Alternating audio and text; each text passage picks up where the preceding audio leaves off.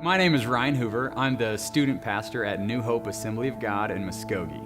I spent my early childhood and adolescence on the University of Arkansas with Chi Alpha. Being a recipient of a Speed the Light vehicle almost ever since I can remember has had a dramatic impact on my life. When we first came to Muskogee and took this youth pastor position, we were having to run back and forth a lot between Northwest Arkansas and Muskogee, and we realized that, man, it's right at 100 miles from Northwest Arkansas to Muskogee, Oklahoma. That 100 miles just kind of stuck with me, and I just kind of ignored it, thought it was a cool coincidence. Hey, it's 100 miles. And then it dawned on me, okay, it didn't dawn on me, it was more like a slap of enlightenment from God Almighty. He said, hey, you need to do something with this mileage. You need to cover this ground and raise money for Speed the Light.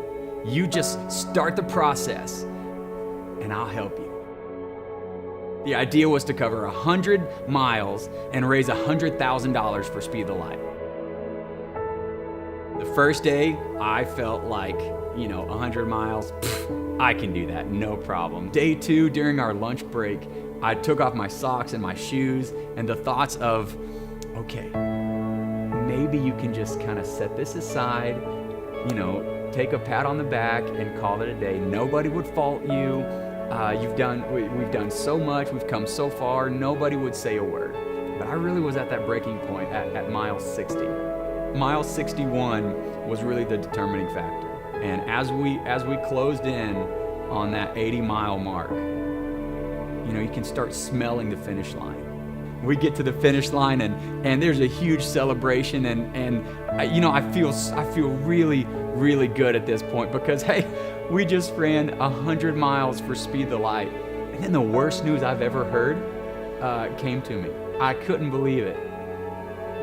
We looked at our GPSs. We were 2 miles short. All the adrenaline was gone. All the excitement was nowhere to be found. It was used. I was spent.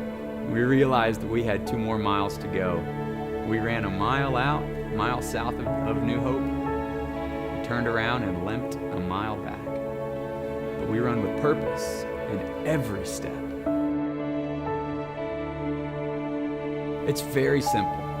Everybody can do something.